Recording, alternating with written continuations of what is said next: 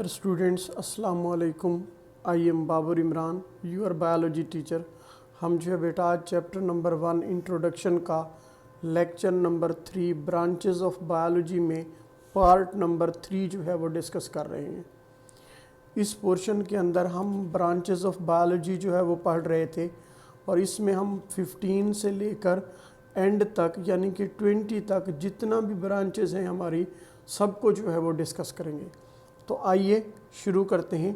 सबसे पहले जो है मेरा बेटा 15 नंबर पे जो ब्रांच आती है बायोलॉजी की उसे हम नाम देते हैं फ्रेश वाटर बायोलॉजी का। 15 नंबर पे जो बायोलॉजी की ब्रांच आती है उसे हम नाम देते हैं फ्रेश वाटर बायोलॉजी का। कैसे डिफ़ाइन करेंगे आसान अल्फाज में? हम कहेंगे study of life in fresh water bodies, कि फ्रेश वाटर बॉडीज़ में जो लाइफ की स्टडी है वो फ्रेश वाटर बायोलॉजी कहलाती है। अब फ्रेश वाटर किसे कहते हैं? रिवर्स का पानी है, दरियाओं वगैरह का, लेक्स वगैरह का पानी है, झीलों वगैरह का पानी है बेटा। इसके अलावा कैनाल्स जो हैं, नदी नाले जो हैं, इनकी स्टडी किस में की जाती है? फ्रेश वाटर बायोलॉजी में की जाती है। अब सवाल पैदा हुआ कि हम इनमें लाइफ को किस तनाजुर से देखते हैं। तो सुनिएगा, इसमें हम देखते हैं कि ये जो फिज़िकल एंड केमिकल पैरामीटर्स होते हैं वो किस तरह से इन वाटर बॉडीज़ पर इफ़ेक्ट डाल रहे हैं। फिज़िकल एंड केमिकल पैरामीटर जो है वो किस तरह से इन वाटर बॉडीज़ पर इफ़ेक्ट डाल रहे हैं। पैरामीटर कहते हैं बेटा खसूसियात को।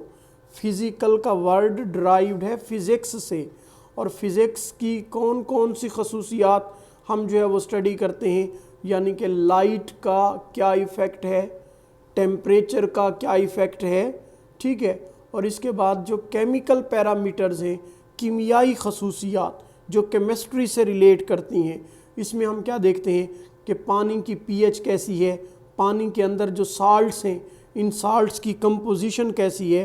तो इन सारी चीज़ों को जो है स्टडी किया जाता है। मेरा बेटा याद रखिएगा कि जो फ्रेश वाटर है वो ज़्यादातर हम किसको बोलते हैं? हम फ्लोइंग वाटर को कहते हैं। जो पानी फ्लो कर रहा हो ना उसे हम नाम क्या देते हैं? उसे हम फ्रेश वाटर का नाम देते हैं। और जो मेरीन वाटर है आम तौर पर हम साकिन पानी के लिए बोलते हैं। साकिन पानी जो है आम तौर पर ऐसा पानी जो ठहरा हुआ हो, जो हरकत ना कर रहा हो। तो आइए आगे इनका डिफरेंस भी देखेंगे कि फ्रेश वाटर और मेरीन वाटर में क्या डिफरेंस है। अच्छा बेटा, इसके बाद ब्रांच नंबर 16 है जिसका नाम है मेरीन बायोलॉजी। कैसे डिफ़ाइन करेंगे? Study of life in seas and ocean. Seas and ocean के अंदर लाइफ की जो स्टडी है उसे हम नाम देते हैं मेरीन बायोलॉजी का। अब सवाल पैदा हुआ कि what is the difference between sea and ocean, कि सी और ओशन के अंदर क्या डिफरेंस है। तो मेरा बेटा ज़रा समझिएगा, सी कहते हैं छोटे समंदर को, जिसको आप पाक स्टडी के अंदर जो है बुहीरा का नाम देते हैं, ठीक है। उर्दू के अंदर अगर सी की ट्रांसलेशन देखें ना, छोटे समंदर को हम क्या नाम देते हैं? बुहीरा का नाम देते हैं। और ओशन कहते हैं बड़े समंदर को, और बड़े समंदर को हम जो है बहर का नाम देते हैं। जैसे एग्जांपल देता हूँ, बुहीरा रूम, मेडिटेरेनियन सी। अच्छा, बहरुल काहिल जो सबसे बड़ा समंदर है दुनिया का, उसे नाम क्या देते हैं बेटा? Pacific ocean. याद रखिएगा कि सी का किनारा होता है, ओशन का किनारा नहीं होता। और हमारी जो सॉइल है, हमारी जो अर्थ है, हमारी जो लैंड है, ये समंदर के साथ यानी कि ओशन के साथ सी के ज़रिए से मिली होती है। डायरेक्टली ओशन का लैंड के साथ कनेक्शन कोई नहीं है। समझ आया बेटा? कि छोटा समंदर जो है वो क्या करता है? ओशंस को और जो है किसको बेटा? लैंड को आपस में जोड़ता है। तो काफ़ी सारी बातें हमें पता चल गई कि what is the difference between sea and ocean. अब मेरीन बायोलॉजी के अंदर हम क्या देखते हैं? हम देखते हैं मेरीन लाइफ को पढ़ते हैं, मेरीन लाइफ को स्टडी करते हैं और देखते हैं कि chemical and physical characteristics acting as a factor for marine life. Chemical और फिजिकल कैरेक्टरिस्टिक जो मेरीन लाइफ पर असरअंदाज हो रहे होते हैं। अभी पहले बताया आप लोगों को कि केमिकल कैरेक्टरिस्टिक क्या होते हैं, ऐसे कैरेक्टर जो केमिस्ट्री से रिलेट करते हैं। जैसे आपको बताऊं बेटा, जैसे जो है लाइट है, जैसे जो है आपको केमिस्ट्री के कैरेक्टर के हवाले से बताऊं, जैसे जो है वो पीएच है, या जैसे जो है वो टेम्परेचर है, जैसे पानी के साल्ट की अफादियत जो है, ये सारी चीज़ें कंपोजिशन जो है। और फिज़िकल में हम क्या देखते हैं, फिज़िकल में वो कैरेक्टर जो फिज़िक्स से रिलेट करते हैं, जिसमें हम किस पर गौर करेंगे, जिसमें हम लाइट है, टेम्परेचर है, इन चीज़ों का इफ़ेक्ट जो है वो देखते हैं।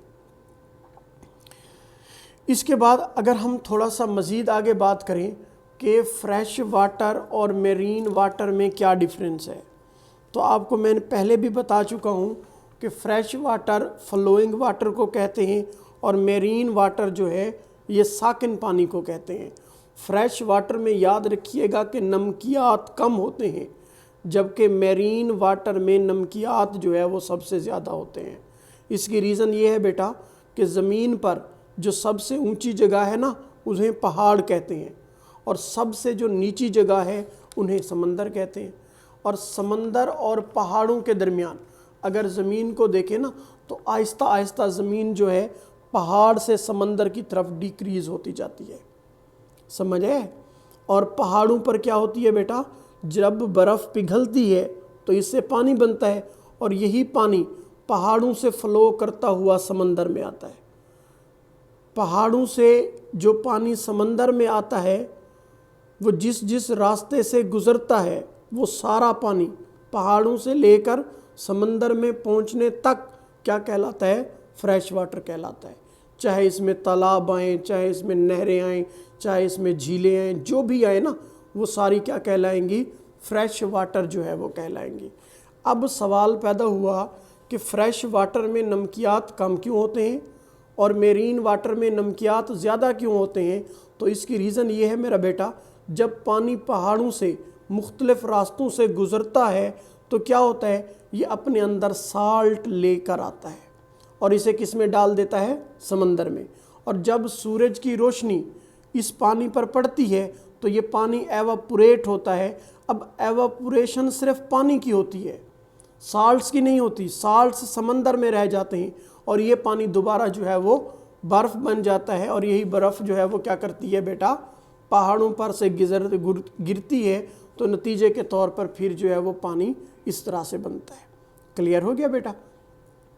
चलें जी, अब हम बात करते हैं ह्यूमन बायोलॉजी के बारे में। कैसे डिफ़ाइन करोगे, study of man is called human biology. अब इसमें हम इंसान की क्या देखेंगे, वो जो सारी ब्रांचेस जिनका कनेक्शन इंसान के साथ है वो सारी देखेंगे। मिसाल के तौर पर इंसान की फॉर्म एंड स्ट्रक्चर देखेंगे, जिसको हमने मॉर्फोलॉजी कहा। इंसान के फंक्शंस को देखेंगे, जिसको हमने फिजियोलॉजी कहा।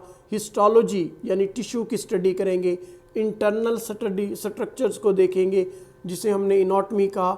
ठीक है बेटा, एवोल्यूशन है, जीनेटिक्स है, इकोलॉजी है। तो ये सारी चीज़ें हम स्टडी करेंगे, लेकिन किस हवाले से स्टडी करेंगे, इंसान के हवाले से, ह्यूमन बीइंग के हवाले से।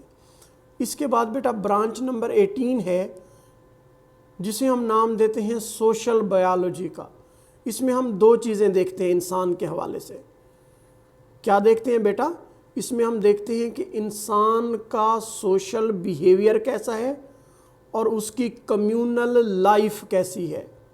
सोशल कहते हैं बेटा समाज को, कि समाज के अंदर इंसान कैसे रहता है, समाज के अंदर कैसे रहता है। मिसाल के तौर पर हम जो है, ये बड़ा मशहूर था कि जो बलोच वगैरह होते हैं या अरेबिक पीपल्स होते हैं, वो बड़े जो है मेहमान नवाज होते हैं। बलोच पीपल जो हैं वो बड़े मेहमान नवाज होते हैं। अब ये उनका सोशल बिहेवियर हो गया, मेहमान नवाजी जो है उनका सोशल बिहेवियर होगा। उनके माइंड में ये है कि कोई भी हमारे पास आए तो हम उनको जो है कितना बेहतर अंदाज में ट्रीट कर सकते हैं, ये उनका क्या कहलाएगा बेटा, सोशल बिहेवियर कहलाएगा। अब जो कम्यूनल लाइफ है, इसमें क्या देखा जाता है कि इंसान कम्युनिटी किस तरह बनाता है, और ये कम्युनिटी जो है इंसान के लाइफ स्टैंडर्ड के ऊपर किस तरह से जो है वो इफ़ेक्ट डालती है, इस सारी स्टडी को हम नाम देते हैं सोशल बायोलॉजी का। इसके बाद है मेरा बेटा 19 ब्रांच, जिसे हम नाम देते हैं पैरासाइटोलॉजी का।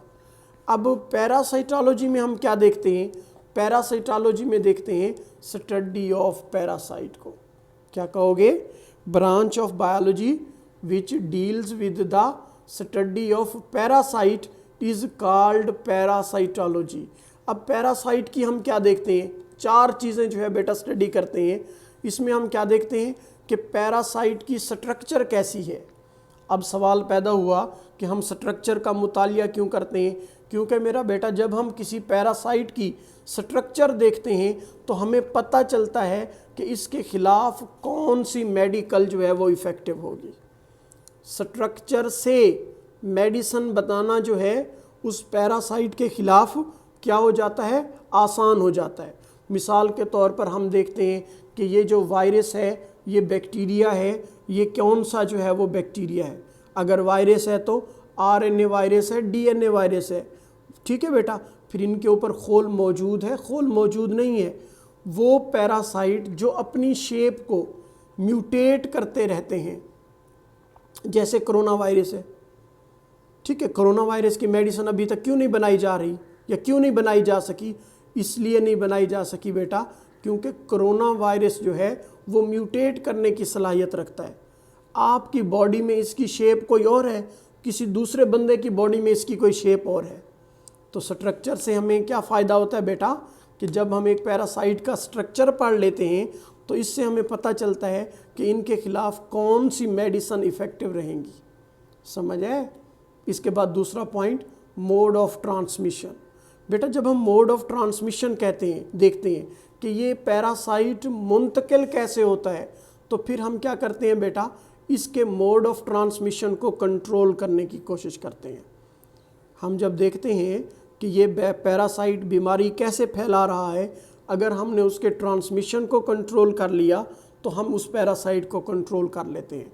मिसाल के तौर पर आपको बताऊं बेटा, प्लाज्मोडियम हमारी बॉडी में मलेरिया का बायस बनता है। अब प्लाज्मोडियम को हमारी बॉडी में कौन लेकर आता है, मॉस्किटो लेकर आता है ना, मच्छर लेकर आता है। इसलिए जो मच्छर होगा वो क्या काउंट होगा बेटा, वो मच्छर जो है वो अगर हम उसको दरमियान में से ख़त्म कर दें, ट्रांसमिशन का बायस तो मच्छर बन रहा है ना, अगर मच्छर को दरमियान में से ख़त्म कर दें तो प्लाज्मोडियम हमारी बॉडी में नहीं पहुंच सकता। समझ आया बेटा।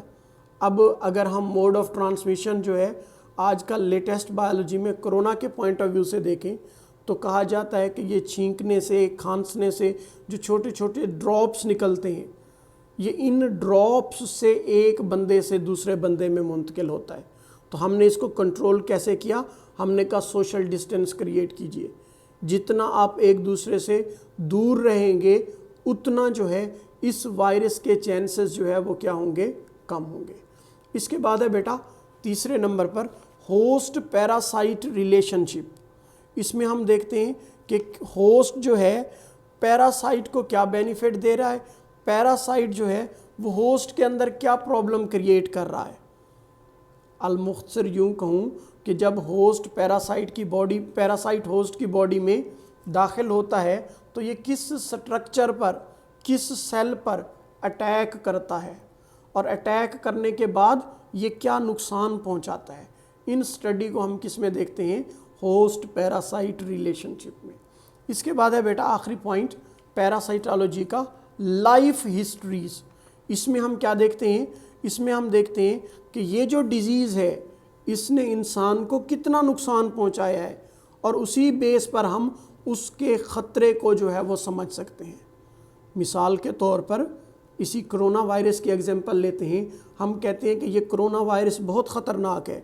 क्यों ख़तरनाक है बेटा कि अब तक की रिपोर्ट्स के मुताबिक इसने नियर अबाउट 5 लाख के करीब बंदों को जो है वो ये मार चुका है। अब देखो 5 लाख के करीब बंदे जो हैं वो कोरोना वायरस से मर चुके हैं। इसका मतलब ये है कि इसकी जो लाइफ हिस्ट्री है बड़ी ख़तरनाक है। जिस भी कंट्री में फैला उस कंट्री के अंदर तबाही और बर्बादी का जो है वो बायस बना। इस लाइफ हिस्ट्री से क्या क्या फ़ायदा होता है हमें, हमें जो है वो प्रिवेंटिव मेजर करना जो है वो आसान हो जाता है। इस वायरस के ख़िलाफ़ अपने आप को बचाना जो है वो आसान हो जाता है। इसके बाद आखिरी ब्रांच है बेटा जिसे हम नाम देते हैं बायोटेक्नोलॉजी का। बेटा पहले टेक्नोलॉजी को समझिए कि हम टेक्नोलॉजी किसे कहते हैं, किसी काम को करने का जो तरीका है उसे हम टेक्नोलॉजी कहते हैं। किसी काम को करने का जो तरीका है उसे हम टेक्नोलॉजी कहते हैं। अगर उसी काम के अंदर हम लिविंग ऑर्गेनिजम्स का इस्तेमाल करें तो उसे बायोटेक्नोलॉजी का नाम देंगे। मिसाल देता हूँ, जैसे रोज़ाना हम जो है दही बनाते हैं, तो दही बनाने में हम किसको यूज़ करते हैं, बैक्टीरिया को। या इस तरह से जैसे हम जो है बेटा डबल रोटी बनाने के लिए यीस्ट को इस्तेमाल करते हैं, ये दोनों क्या कहलाएंगी, बायोटेक्नोलॉजी कहलाएंगी। लेकिन यहाँ हम क्या बात करेंगे, हम बात करेंगे सनअती पैमाने पर, बहुत बड़े पैमाने पर जो लिविंग ऑर्गेनिज्म हैं, इनके सिस्टम्स हैं या इनके प्रोसेसेस हैं, इनका इस्तेमाल क्या कहलाता है, बायोटेक्नोलॉजी कहलाता है। मिसाल के तौर पर बैक्टीरिया से इंसुलिन बनाना, बैक्टीरिया से इंसुलिन की फॉर्मेशन जो है ये क्या कहलाती है बेटा, बायोटेक्नोलॉजी कहलाती है। इसके बाद बेटा कुछ क्वेश्चंस हैं जो आप लोगों की असाइनमेंट के लिए मैंने जो है वो लिखे हैं। आप लोगों ने इन क्वेश्चन का आंसर पेज पर लिखकर उस पेज की पिक्चर बनाकर जो है ग्रुप के अंदर सेंड करनी है। ठीक है, ये जो भी मेरा लेक्चर सुन रहा है वो मुझ तक जो इन क्वेश्चन के आंसर ज़रूर पहुंचाएगा। और इन क्वेश्चंस को मैं अपने लेक्चर में कहीं ना कहीं डिस्कस भी कर चुका हूँ। Differentiate between sea and ocean, पहला क्वेश्चन आपके लिए हो गया। दूसरा क्वेश्चन जो है बेटा, differentiate between physical and chemical parameters. Physical और केमिकल पैरामीटर में क्या डिफरेंसेस हैं। Differentiate between community and society, community और सोसाइटी में क्या डिफरेंस है। What are parasites and micro organisms, micro organisms और पैरासाइट्स जो हैं ये क्या होते हैं। इसके बाद जो है बेटा हमारा जब लेक्चर नंबर 3 कंप्लीट हुआ तो इसके कुछ क्वेश्चंस हैं जो बोर्ड पॉइंट ऑफ व्यू से बहुत इंपॉर्टेंट हैं, जो बोर्ड के पेपर्स में रिपीट होते हैं। उन क्वेश्चंस को देख लीजिएगा। हम डिस्कस कर चुके हैं what is embryology, differentiate between anatomy and morphology, how marine biology differ from fresh water biology, define physiology, ecology and histology, what is biotechnology, differentiate between parasitology and microbiology, और सातवां और आखिरी क्वेश्चन बेटा, define molecular and environmental biology. तो ये हमारा आज के दिन तक लेक्चर नंबर 3 ब्रांचेस या major fields of biology complete हुआ। कल